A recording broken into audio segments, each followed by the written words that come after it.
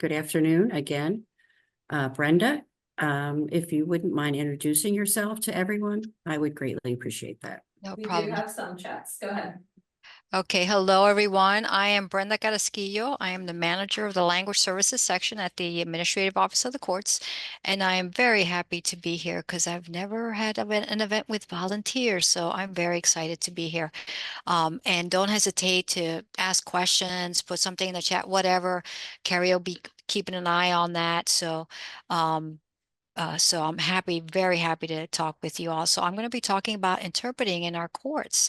And so I'll talk about the need for interpreting services and the testing program for qualified court interpreters, just briefly, and then I'll mention the key policy piece that our courts abide by, which is the Language Access Plan, and then I'll briefly mention some resources. So let's get started. So of course, New Jersey is one of the most diverse states in the nation, and so almost 32% of our population speaks a language other than English at home. And we are a system committed to equal access. And so we definitely provide interpreting services. And if you look at this chart, this weird chart, this is interpreted activities called completed activities in our top 9 languages. And this tall blue line that you see, this is interpreted events in Spanish. Spanish is our highest demand language. 85% of our demand is for Spanish. Now, the pandemic brought the numbers down, but they're right back up. And we're now at past the pandemic level. We're a little bit past it already. And just so you have some sense of the numbers, this is more than 75,000 interpreted events in 1 year. And these tiny little lines down below, these are languages other than Spanish or lots languages. And so those are Portuguese, Haitian Creole, Arabic, Korean, Mandarin, Polish, American Sign Language, Russian.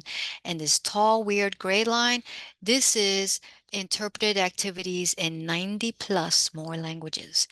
So 85% our demand is for Spanish, but that other 15% is more than 90 languages. And in fact, by June 30th of 2023, more than 100 languages. We had interpreting events in 119 languages as of June 30th of 2023. Thus, the complications in our world a bit. So let me talk to you about our court interpreter testing program. And I'm going to tell these 2 little horrible little stories, and put something in the chat or unmute and say, but it's to kind of make a point. So here's one story. So let's imagine for a moment that you are taking the vacation of your dream and you're going to Egypt to see the pyramids. And so you're in a contact rental car, you're heading to the pyramids, and in a little brief second of an eye, you see a little bit of a pyramid. So you're excited, but in that same moment, you hit a kid on a bike. And so you're hauled off into an Egyptian courtroom. So here's a question. How much of what they say to you do you want to understand? Any thoughts? Everything. Everything? Everything? Okay. Everything? Everybody agrees probably you want to understand everything they say, right? Okay, here's the next question. How much of what you say do you want them to understand? Everything? Yes. Shake heads. Yes. Yes, everything. Right. And so you want communication to be very effective, right? So yeah, this is why court interpreters are needed, right? Here's another terrible little story. So let's imagine for a moment you went to the doctor's office and you got bad news. You need brain surgery. And the doctor says you need it ASAP, but the brain surgeon's on vacation. But we got a medical school student. He just finished medical school. He's really smart. He's one of the best medical students ever. Super smart. He did a little surgical rotation. He can do the brain surgery. What do you say? Yes or no? Anybody? No, I'm saying no, right? Because you want an expert. You want somebody who's done 1,000 of the same brain surgeons on your brain. You want somebody very experienced, very skilled, not just some new person, right? So again, This is part of why we have the testing program, to have highly skilled, highly specialized folks that work in a very specialized field, the court interpreting world. And so just to let you know, my unit manages the testing program. And so we get the exams from the National Center for State Courts, written exam, orientation seminar, oral exams. Now, oral exams are only available in 18 languages. But anyway, the failure rate on the oral exams is 75%. Why? Again, native-like proficiency in 2 languages is only the beginning. Interpreters in the courts have to interpret in 3 specific interpreting modes. They have to have extensive knowledge of legal terminology and be able to move in between those languages. So, this is a very specialized field. And so this is why the failure rate is as high as it is. But it does include um, we have classifications for people that go through this testing program. Master, Journey have approved, they've passed the exams, but those who failed at the conditionally approved level, meaning they failed at the high enough level that we let them in, 40% of that 75% are those conditionally approved who at least made it through.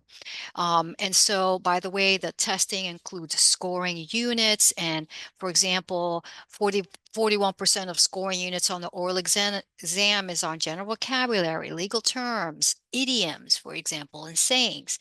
And those who make it through that testing program and reach one of our classification levels then can join our Registry of Interpreting Resources, which is a publicly posted list for our courts to hire interpreters. And so, that's available to the world. And here's something I wanted to mention too, that interpreting and translating are 2 very different things. The world uses those words all the time, but in reality, they actually mean 2 very different things. So interpreters take something spoken or signed in one language to spoken or signed in another language, but translators take something written in one language to something written in another language.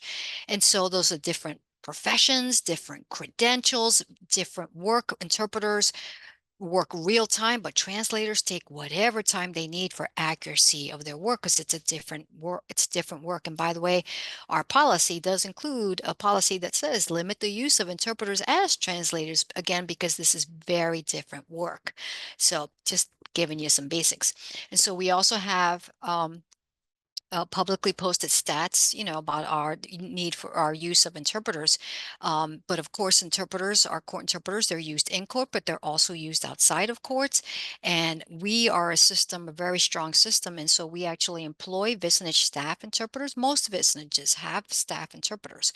And so when they don't have staff available, or they don't have the staff in the language, because all of our staff are Spanish, basically, except for a few, but then freelancers get hired. This is why we have the testing program, so that if staff aren't available or we don't have the staff, we can go to qualified freelancers to provide court interpreting services.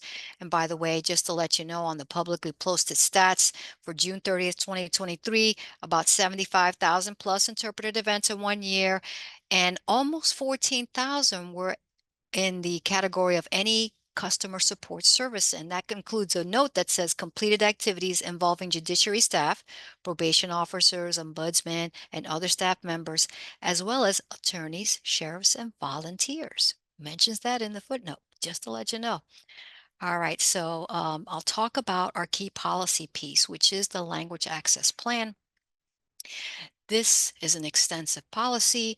It has 31 standards in 4 sections. Section 1 is standards for persons who are limited English proficient, LEP. Section 2, standards for persons who are deaf and hard of hearing. Section 3, standards on interpreting. And Section 4, standards on translation, 2 different things. And so the introduction to this plan states that the Judiciary's Language Access Plan sets out the framework on how we serve the great diversity of our court users every day in courthouses across the state, as well as a roadmap on how we plan to continuously improve and enhance the provision of language access services into the future. And so I'm going to mention some of our standards in this plan. So just basics on the standards. So the first standard, equal access to the courts. The judiciary shall provide equal access to court proceedings, programs, and services for all people, including those who are LEP. The judiciary provides language access services, including court interpreters, qualified bilingual staff, and certain translated materials, and bears all costs for these services except in limited circumstances. Now, standard 1.2 is actually the longest one in this language access plan, and it's who shall be assigned an interpreter and for which court events. And again, basics, only mentioning some basics. An interpreter shall be provided to any court user when either that court user or that court user's attorney represents that the person is unable to understand or communicate proficiently in English. An interpreter shall be provided for all court proceedings, programs, and services, or court-ordered events that take place inside the courthouse and/or court-ordered proceedings taking place outside the courthouse that involve judiciary staff, so that an LEP person can fully participate in and have meaningful access to the justice process. And of course, this goes on. This is the longest, many more sections, so I'm going to mention a few more of the sections. So standard 1.2.4, court-ordered mediation/arbitration that occurs at the courthouse. The judiciary shall provide interpreters for court-ordered mediation/arbitration held at the courthouse involving a party that is LEP. Standard 1.9, probation interpreters services shall be provided for post-dispositional responsibilities, which include monitoring and enforcing court orders, collecting fines, restitution and child support obligations through the Child Support Hearing Officer Program and the Comprehensive Enforcement Program, and supervising adult and juvenile probations. And it gives more examples and goes on. So standard 1.2.10, ISP/JISP hearing before judges and panels within the vicinage. Interpreters shall be provided for the judiciary's intensive supervision program and the juvenile intensive supervision program. And standard 1.2.11, child placement review boards and juvenile conference committees. While child placement review boards and juvenile conference committees may hold events that take place off-site and may not involve judiciary staff, because they function as an arm of the court, the judiciary shall provide the interpreter. All right, so standard 1.3, who may interpret? The judiciary shall use interpreters obtained only from the Registry of Interpreting Resources that I mentioned, although in section 1.3.1, it says municipal courts should also use the registry, and they may use conditionally approved interpreters for all matters, including trials. And the reason for this is because the municipal courts are not state funded, they're funded by the municipality, so the language access plan addresses municipal courts, but a little bit differently in various standards. And so standard 1.5 is on the use of qualified bilingual staff in the provision of direct services. So basically this is a judiciary staffer and a qualified bilingual variant title, confirmed proficient in Spanish, and they can do their job in English and in Spanish. So talking to a court user, Spanish to Spanish, no interpreters needed. That's awesome and great outside of courts. But the thing to understand that a qualified bilingual staffer is not a court interpreter, not approved as a court interpreter, and of course they can't interpret in court. So just basics to understand about that. And there's some more sections in this standard that I'll mention. So it states that use of family and friends to interpret is unacceptable, except in very limited circumstances, such as customer service or intake counters where adult family or friends of parties may be used to communicate information in the absence of a qualified bilingual staff or interpreting services. And in standard 1.5.4, use of minors to communicate with LEP court users is not permitted except to gather basic information like names, address, and phone numbers, since minors may feel undue pressure to secure a favorable outcome to their parents. Okay, here's another standard, 1.6, informing the public, litigants, and attorneys regarding the availability of language access services. So it states that the judiciary shall provide notification to the public, litigants, and attorneys of the availability of language services, and such notification shall inform these persons how to request and access language services and what to do if they have a problem accessing such services. And this standard includes a best practices section. And it states that courthouse points of entry should have signage, staff, or volunteers informing the public of available language access services.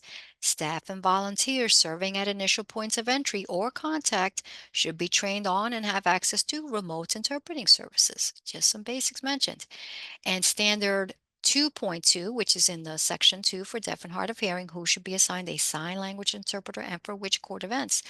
Now, this mentions that a judiciary shall assign a sign language interpreter or provide other accommodations for all events described in Standard 1.2, which I talked about.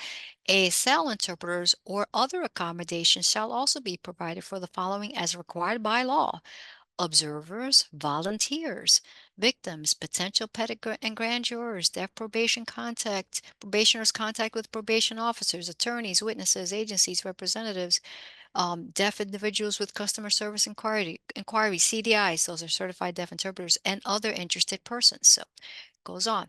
All right. And so let me just basically wrap up and tell you about some resources available. There is a role of the interpreter brochure, and it's a very basic brochure, uh, really created for, the court users. And it just explains in very basic terms what an interpreter will do and what an interpreter cannot do. Because the court interpreters, they are an officer of the courts. They have a code of conduct that's part of our court rules, and they are limited in their practice to interpreting communication access. That's their job. They can't answer people's questions or, help them with things. That's not their role. Their role is communication access. And so this brochure really lays out those basics, and it's available in some of our top high demand languages: Spanish, Haitian Creole, Korean, Polish, and Portuguese. And staff at wherever you're volunteering, typically these are brochures available where, people walk into the court building. There's, brochures and other materials. These brochures should be there for people to see along with other signage.